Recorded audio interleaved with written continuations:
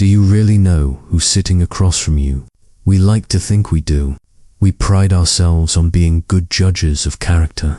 We spot the loud ones, the controlling ones, the obviously toxic ones, and we keep our distance. But what if that's not where the real danger lies?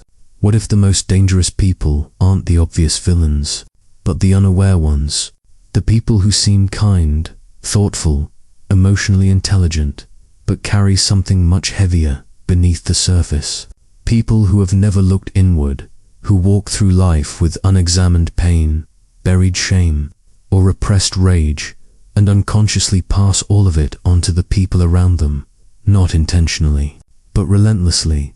Carl Jung spent his life warning us, until you make the unconscious conscious, it will direct your life, and you will call it fate.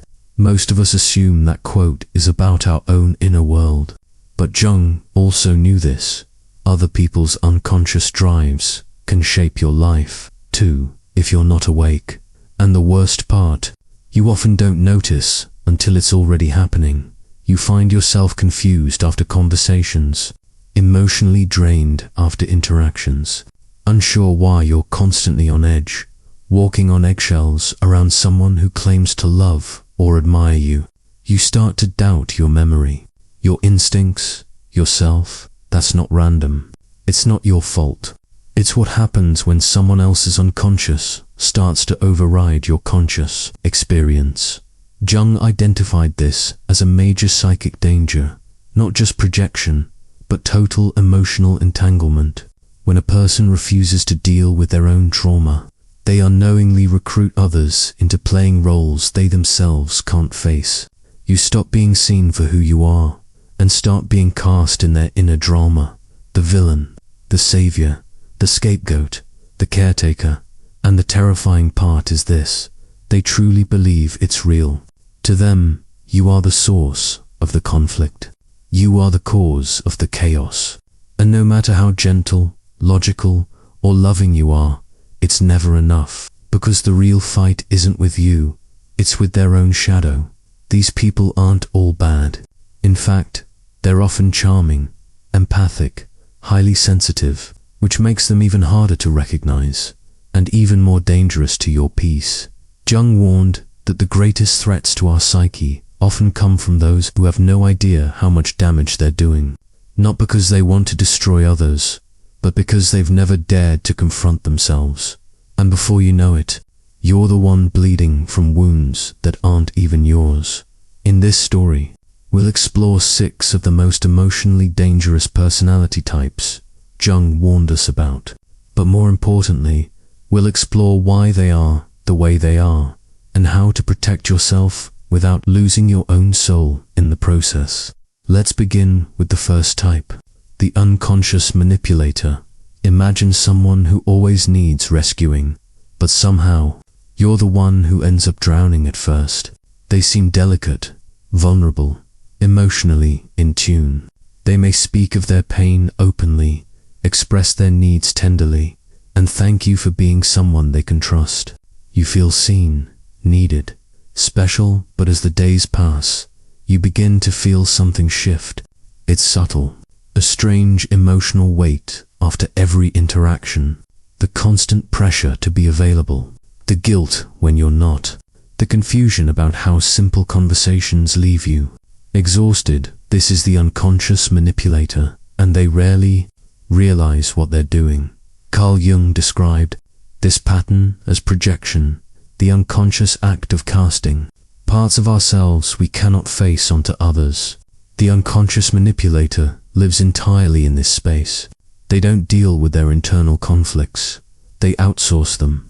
To you, their sadness becomes your fault. Their anger, your trigger. Their fear, your responsibility. You didn't cause any of it, but somehow you're now expected to carry all of it. They don't attack you with words. They entangle you with emotion. It starts with comments like, "You're the only one who understands me. I just don't know what I'd do without you. You're the reason I'm still holding it together." It sounds sweet, but over time, the message becomes clearer. If you don't show up exactly how they need, when they need, you become the problem, Jung warned that people who haven't integrated their shadow will unconsciously turn others into characters in their personal mythology, not because they're evil, but because they're blind. You stop being you. You become their mirror, their healer, their villain. And the scariest part, you start to believe it. You ask yourself, did I say something wrong? Was I too distant? Am I hurting them? You begin to walk on emotional glass, constantly adjusting, shrinking, soothing to keep them stable.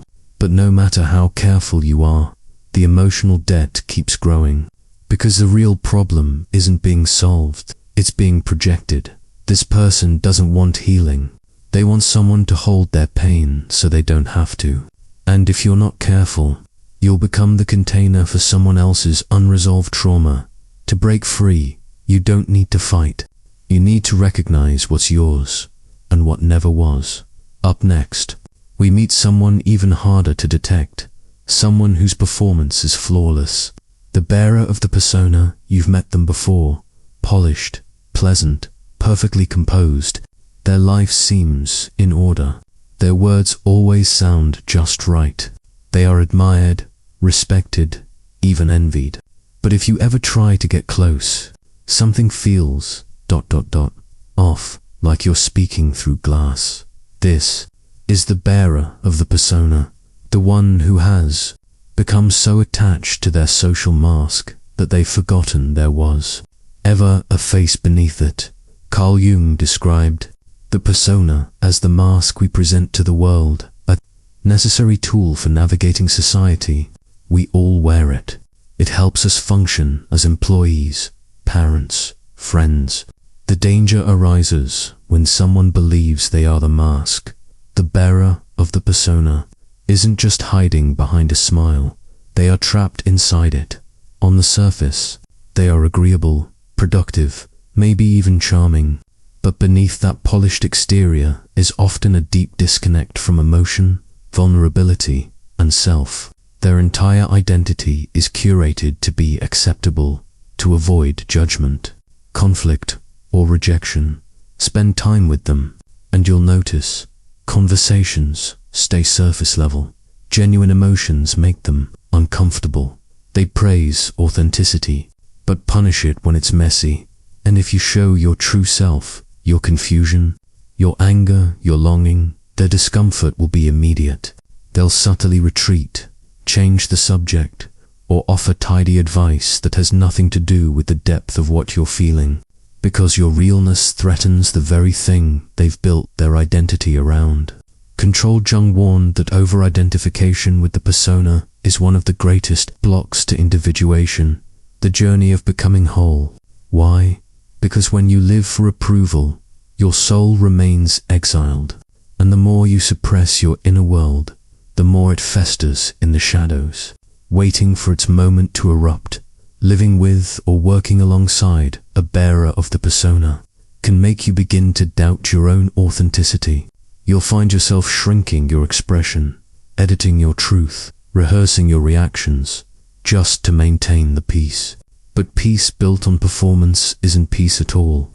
It's quiet suffocation. And yet, the tragedy of the persona bearer isn't just in how they affect others, it's in how they abandon themselves. Because every time they smile when they want to scream, every time they nod when they want to walk away, another part of them disappears beneath the mask, until, one day, they don't remember who they were before the act began. But what happens when this repression builds too long, too deep? The mask doesn't fall, it explodes. In the next chapter, we meet the result of that build-up, the owner of the repressed shadow. There are people who appear composed, decent, even virtuous. They never raise their voice. They never break the rules. They always do the right thing. But spend enough time with them, and you'll feel it. Something simmering beneath the surface. A quiet rage, an unspoken bitterness, a coldness behind the smiles. This is the owner of the repressed shadow. The person who has buried their unwanted feelings so deeply that even they no longer see them. But make no mistake, that darkness is still alive, and it's waiting, Jung called the shadow the unconscious side of the personality, the parts we reject, deny, or disown. It's made of the emotions we refuse to feel, the impulses we were taught to shame, the desires we were told are wrong. But here's the truth, Jung revealed. What we suppress doesn't disappear. It intensifies. The owner of the repressed shadow has spent years, maybe decades, building a life of control and self-denial. To the outside world, they're reliable, respectable, maybe even admirable, but inside, a storm brews. They don't just avoid conflict, they resent it when others show emotion. They react sharply to vulnerability, dismiss pain, mock sensitivity. Why? Because your emotional honesty threatens the dam they've built to hold back their own.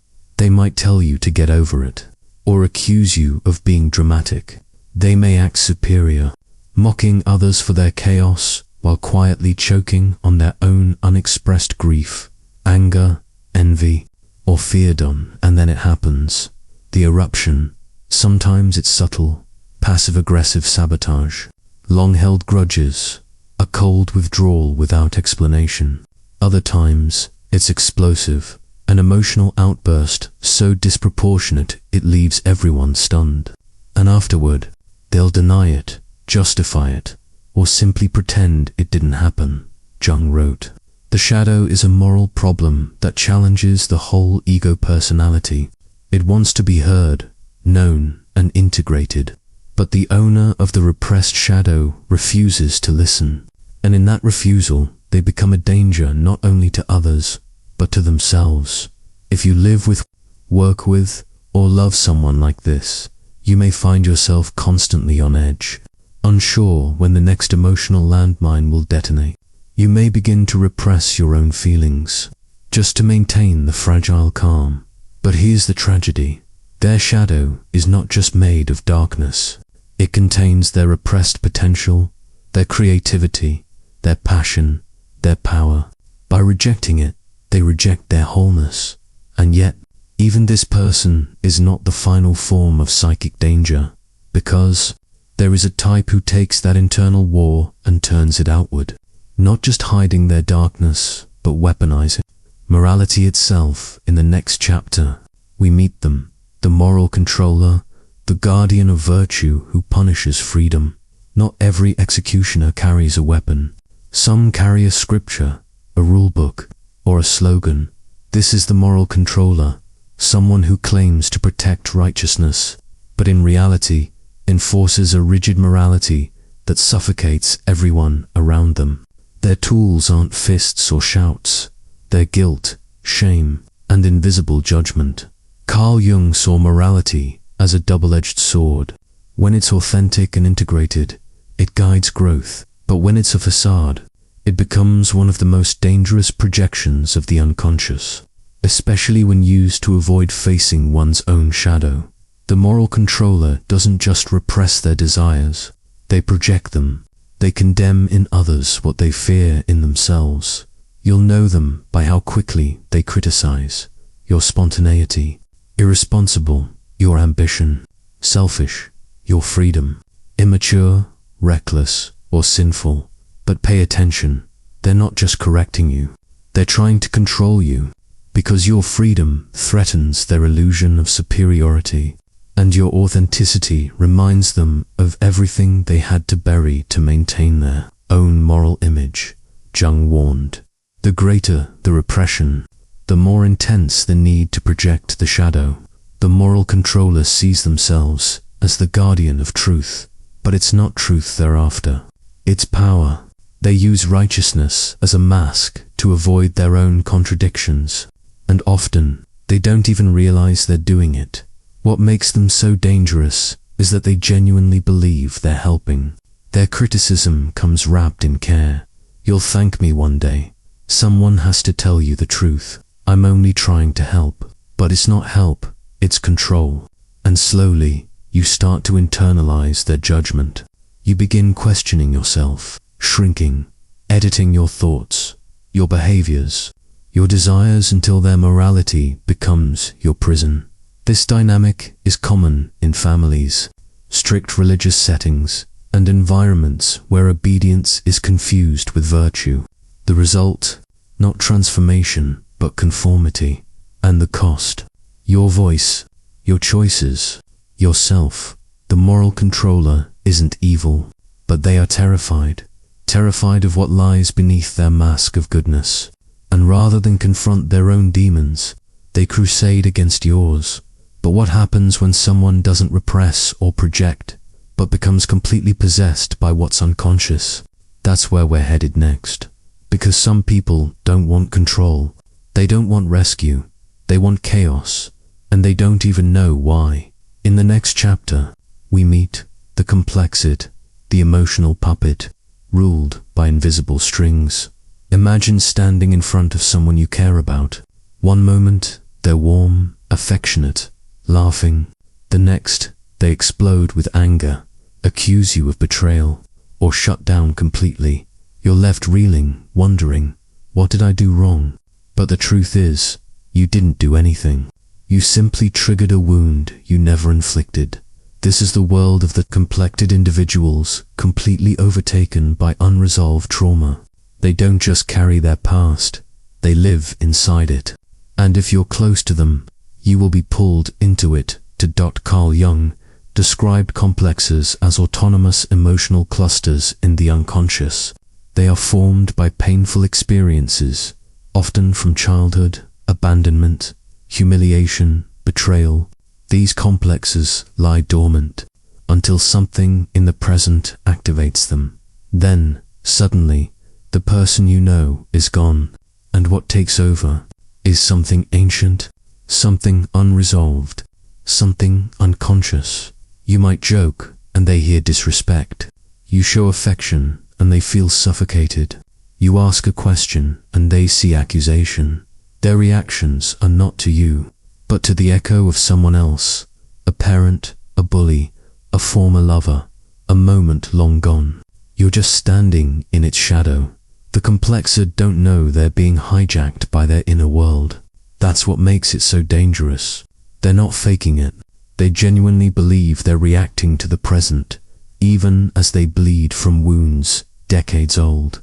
And yet, they can be deeply loving. That's what keeps you hopeful. The warmth is real. The tenderness is real. But so is the chaos. And that's the trap. Intermittent reinforcement. The cycle of calm, connection, rupture, regret. It's addictive. You start managing them instead of loving them. You adapt to their wounds. You become the stabilizer, the peacemaker, the protector of their fragility. But as Jung warned, until you make the unconscious conscious, it will direct your life and you will call it fate. And in relationships with the complexed, you become collateral in a war you didn't start. Over time, their pain becomes your normal. You forget what peace feels like. You forget who you were before the chaos. But there is still one more type of danger, one that doesn't explode or accuse, but quietly drains you. They don't need conflict, they just need you. In the next chapter, we meet the most silent destroyer of all, the psychic vampire, the one who feeds on your energy until there's nothing left. Some people don't argue, they don't explode, they don't control you with rules or morality. Instead, they lean on you, gently, quietly, relentlessly, until you're drained, depleted, and unsure why you feel so empty. This is the psychic vampire, not in some supernatural sense, but in a deeply emotional, psychological way. These are people who survive by feeding off the energy of others, not because they are evil, but because they are empty inside. Carl Jung spoke often about the danger of unresolved symbiosis, the kind of relationship where two people stop being individuals and become entangled fragments of each other's identity. That's exactly what the psychic vampire seeks, not companionship, but fusion. At first, they seem vulnerable. They need support. They open up. They pull you in. And you, being kind and empathetic, offer what they crave, your time, your presence, your energy. But slowly, the requests stop being occasional and become constant. They always need to talk. They always need reassurance. They always need you. And if you try to pull away, even just to breathe, you're met with guilt. Why are you ignoring me? I guess I don't matter to you. I thought you cared. This is emotional dependency disguised as love. You start making space in your life for them, until your life feels like it belongs to them. Jung warned about relationships, where one partner becomes the container for another's unresolved psyche. The vampire needs that container, and you become it. You stop sharing joy and start managing need. You hesitate before speaking, knowing your words might wound them. You cancel your plans to avoid their loneliness. You suppress your fatigue, your frustration, your truth, because it might hurt them. And still, it's never enough, because what they truly need isn't your help. It's their own healing. And no matter how much you give, they never face it. The danger here is subtle. No chaos, no cruelty, just consumption. And if you're not careful, you'll lose yourself while trying to keep someone else afloat. Jung believed that true. Relationship comes from two whole individuals, meeting not one, draining the other to survive. The moment you feel obligated to carry someone emotionally, you're not in a relationship. You're in a trap. And by the time you realize it, you're exhausted. But there is a way out.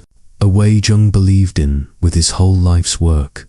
Because all of these dangerous patterns, projection, repression, dependency, are symptoms of one thing, unconsciousness. In the final chapter, we'll explore how to step out of these dynamics, not just by avoiding others, but by awakening to your own shadow. Carl Jung never promised safety. What he offered was something far more powerful, clarity, because once you see the hidden dynamics, the unconscious games, the psychic traps, you can't unsee them. You can't go back to blindly absorbing someone else's chaos. You can't keep carrying burdens that were never yours. And that's the beginning of freedom. You now know the 6 dangerous profiles Jung warned us about, not because they're evil, but because they are unaware. And it's that lack of awareness, that refusal to look within, that makes them destructive. Each of them shares a common thread. They are ruled by forces they refuse to face. And so, those forces spill out onto others, onto you. The unconscious manipulator doesn't mean to trap you, but they project their wounds and cast you in roles you never auditioned for. The bearer of the persona doesn't know they're lying. They're just addicted to being who the world wants them to be. The repressed shadow owner doesn't try to explode, but everything they've buried erupts. The moral controller isn't trying to punish you. They're just terrified of their own contradictions. The complected don't want to hurt you, but they're reacting to ghosts you'll never see. And the psychic vampire doesn't hate you. They just don't know how to exist without you. They are dangerous not because they're malicious, but because they're unconscious. And Jung's warning was never just about them. It was about us. Because the truth is, you've likely played one or more of these roles yourself. We all have. We all carry shadow. We all project. We all drain, manipulate, or repress when we're unaware. The difference lies in one thing. Are you willing to look within? This is the path of individuation, Jung's ultimate teaching. It's the lifelong process of becoming whole by integrating all parts of yourself. The light, the dark, the conscious, the hidden. You don't heal by escaping toxic people. You heal by no longer being ruled by the patterns that attract or tolerate them. You don't protect yourself by building walls. You protect yourself by knowing exactly where you end and someone else begins. And above all, you protect yourself by remembering this. You are not here to be a container for someone else's shadow. You are here to wake up, to reclaim your psyche, to live as a whole, sovereign being. And if you've made it this far, it means you're ready to see, ready to set boundaries, ready to stop playing roles that were never yours, ready to stop rescuing, fixing, performing. You are not selfish for walking away from unconsciousness. You are wise, because once you've seen what projection looks like, what psychic fusion feels like, you'll never mistake it for love again. This is where your power begins. If this resonated, subscribe now, not for entertainment, but for transformation. You've started the work. Let's keep going. More insights, tools, and Jungian wisdom are waiting. You are no longer asleep. Now, stay awake.